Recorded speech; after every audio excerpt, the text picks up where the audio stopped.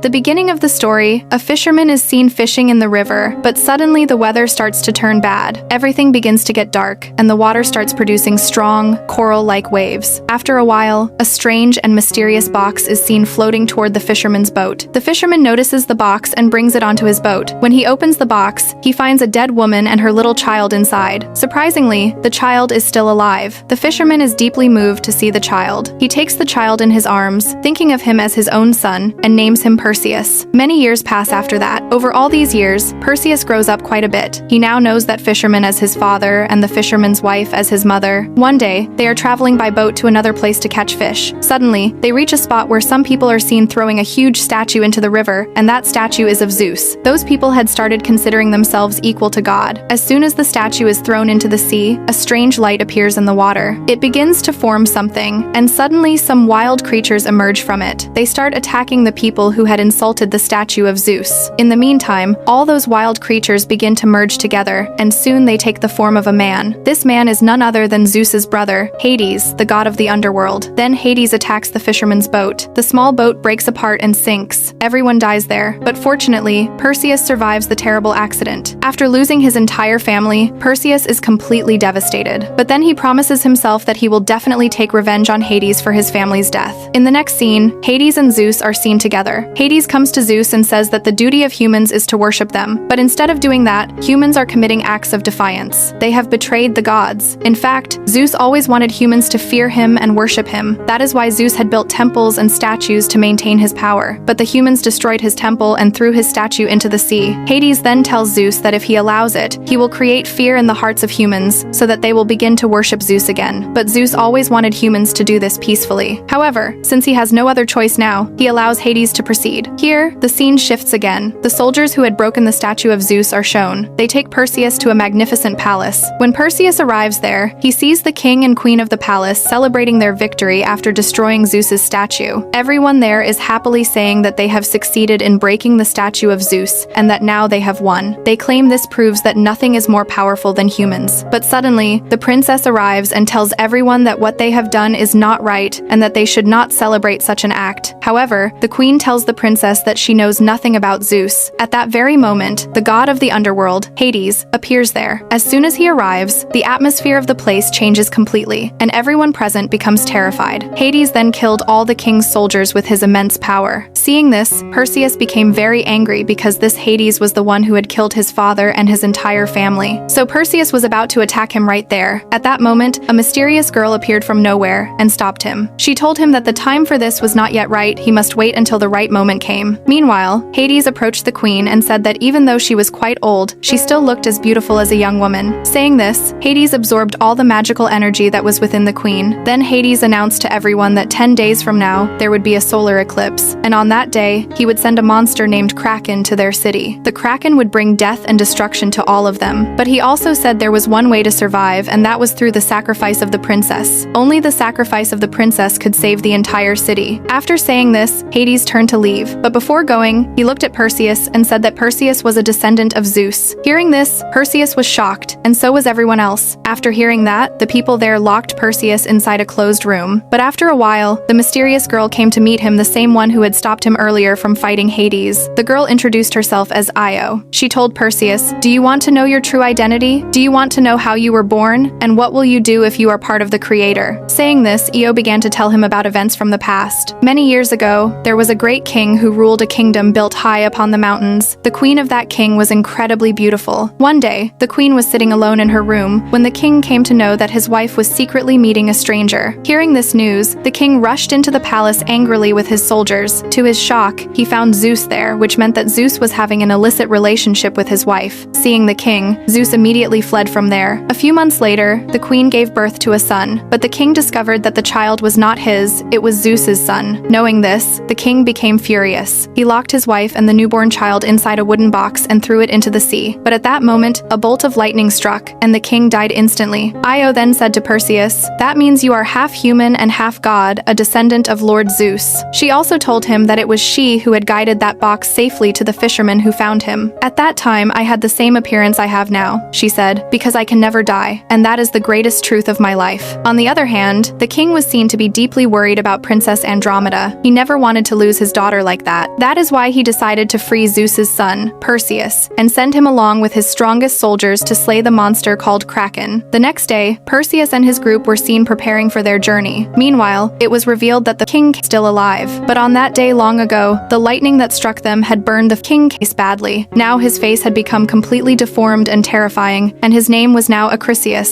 Then Hades came to meet Acrisius. He told him that the time had now come that he could finally take his revenge on Zeus and Perseus. Saying this, Hades opened his mouth and transferred a great amount of his dark power into Acrisius. Then Hades said, "Bring me the body of Perseus, and if you do this, I will give you the body of Zeus in return." On the other hand, Perseus was seen traveling with the king's army. They were all on their way to fight and kill the monstrous creature. On the way, a soldier named Draco teaches Perseus how to use swords. Soon after, Perseus finds a sword in the forest, a sword that Zeus himself had sent for him. But Perseus, not knowing this, throws it away and gives it to Draco. After that, Io arrives there and shows Perseus many winged horses. She also tells him that Zeus has sent these horses for him, but no one has ever ridden these horses before. Still, Perseus refuses to take them and says, "My father is not Zeus. I am the son of that old fisherman." Just then, Acrisius appears there and attacks Perseus, and a terrible battle begins between the two. During the fight, Acrisius bites Perseus's hand and injures him badly. Seeing this, the soldiers rush to help Perseus, and they all start fighting against Acrisius. At one point in the battle, Acrisius almost kills Perseus, but just in time, Draco comes forward and cuts off Acrisius's hand with that same sword. Unable to find any other way, Acrisius flees from there. However, his severed hand remains on the ground, and gradually, it begins to take the shape of a serpent. From the places where Acrisius's blood falls, huge serpents start to emerge. Perseus and the soldiers try to fight these giant serpents, but they are so strong that no one can withstand them for long. At that moment, Io arrives and cuts off one serpent's head, but since there are too many of them, they quickly surround Perseus and the soldiers. Then suddenly, a group of strangers appears, and their leader uses his power to control those serpents. The goal of this group is to capture the monster. On the other hand, Perseus's condition begins to worsen because of the poison from Acrisius's bite. The venom starts spreading from his hand throughout his body, and Perseus screams in unbearable pain. But then the leader of that group comes forward and heals Perseus with his powers. He tells Perseus, "I will stand by your side in this war, because I also want the monster to be destroyed. But to do that," he adds, "they first need to go to the three witches, because the secret to killing that monster lies with them." Then both groups set out together toward the witches' lair. Soon, they reach the witches' camp. When they arrive, they are astonished, because the witches are 3 in number but share only one eye among them, and they pass that single eye from one to another by hand as they move around. Perseus approaches them and asks about the monster, but the witches refuse to tell him anything. Instead, they deceive everyone and attack them. During the fight, Perseus manages to snatch the single eye from their hands. He then threatens them, saying, "If you don't reveal the secret of the monster's death, I will crush your eye right here in my hand." Hearing this, the witches became frightened because they didn't want to lose their only eye, so they were forced to reveal how to kill the monster. They said that to kill the monster Kraken, you need one special thing, the head of the goddess Medusa. But even if you manage to get it, killing Kraken will not be easy, and we can say for sure that you will fail. This is our prophecy, you will surely die at the hands of Kraken. But Perseus is not shaken by their words. He continues his journey to find and kill Kraken along with his companions. On the way, he meets Zeus, who has come down to Earth only to meet him. Zeus tells Perseus, "You should have accepted the gifts I sent. No matter what, I am your father and you are my son." But Perseus firmly replies, "I am not your son. My father was a fisherman, and I am his son." After hearing all this, Zeus gives Perseus a golden coin and leaves. 2 days and 2 nights pass, and finally, they reach the temple of Medusa. But to enter that temple, they must cross a mysterious river. Then the leader of the jinns takes the golden coin from Perseus's hand and throws it into the river. Immediately, a boat rises up from the water. Using that boat, they set off toward the temple. Meanwhile, Io and Perseus go into the cabin of the boat and begin planning. Io tells him that no woman can enter Medusa's temple. She warns Perseus, "When you go there, whatever you do not look into Medusa's eyes. If you do, you'll instantly turn into stone." As soon as they enter the temple, Medusa attacks them. Her body is half snake and half human, and countless serpents are wrapped around her head, making her look horrifying. During the fight, Medusa starts throwing Perseus and the jinns into a deep pit. However, Perseus somehow saves himself and the jinn leader by driving his sword into the wall to stop their fall. Meanwhile, Medusa turns the rest of Perseus's companions into stone. Then Perseus faces her directly. Using the reflection of Medusa in his sword, he bravely swings his weapon and cuts off her head. Perseus then comes out of the temple holding Medusa's severed head. But before he can tell anyone about it, Acrisius appears there and kills Io on the spot. Seeing this, Perseus is heartbroken because he had fallen in love with her. Filled with rage, Perseus starts fighting Acrisius. But during the fight, fight, Acrisius overpowers him. So Perseus quickly grabs the sword that Zeus had given him and kills Acrisius with it. After Acrisius's death, the winged horse Pegasus appears there, and Perseus mounts it. He then sets off to rescue the princess. Meanwhile, Hades is seen gaining more power by feeding on people's fear. He now sends the Kraken to the city to destroy everything. When Zeus learns about this, he realizes that Hades has deceived him, and a fight breaks out between them. But when Hades discovers that Perseus is still alive, he sets out to kill him. On the other hand, the people of the city are terrified as the Kraken rushes toward them with great speed. In desperation, they bring the princess forward to sacrifice her in order to save themselves. Perseus, meanwhile, is on his way with Medusa's head to stop the monster. But before he can reach, some flying beasts appear, snatch Medusa's head from him, and fly away. Meanwhile, the monster had started destroying the entire city, and everyone began running in fear to save their lives. But then it was seen that the beasts of Hades deliberately carried Perseus toward the Kraken, hoping the monster would finish him off completely. But Perseus was clever. To save himself, he managed to recover Medusa's severed head. Meanwhile, the people had tied up the princess as a sacrifice to the monster, and the Kraken also appeared there to devour her. But just then, Perseus arrived at the scene. He quickly pulled out Medusa's severed head and held it up before the Kraken. The moment the Kraken looked into Medusa's eyes, its massive body began to harden and crumble into stone. After seeing all this, Hades himself appeared and moved forward to kill Perseus. But Perseus summoned lightning through the sword that Zeus had given him and hurled it at Hades. Hades was badly injured and retreated, disappearing into the depths of the river. However, the princess also fell into the river during the chaos. Seeing this, Perseus immediately jumped in after her and tried to save her. A while later, Perseus and the princess were seen lying unconscious on the riverbank. Soon, Io's spirit appeared there and revived them both. The princess then thanked Perseus and, deeply impressed by his courage, proposed that he stay and become the king of their land and make her his queen. But Perseus politely refused. He said, "I have to go to Zeus." Then he wished the princess in advance, congratulating her on becoming a queen. Soon after, Perseus mounted the winged horse Pegasus and flew to meet Zeus. There, Zeus offered Perseus the chance to become a god, but Perseus refused once again, saying, "I wish to live my life as a simple fisherman." Then Zeus told Perseus that Hades was not dead, yet he was only injured and hiding beneath the water. "He is now waiting for the day when humans will once again stop worshipping their creator," said Zeus. "When that happens, he will regain his power." But Zeus reminded Perseus that he now possessed the magical sword and the winged horse Pegasus for protection. "I want to give you something else now," Zeus said, and then disappeared. Immediately after, the people who had died were brought back to life through Zeus's divine power. Everyone rejoiced to see each other alive again. And with that, this magnificent story comes to an end.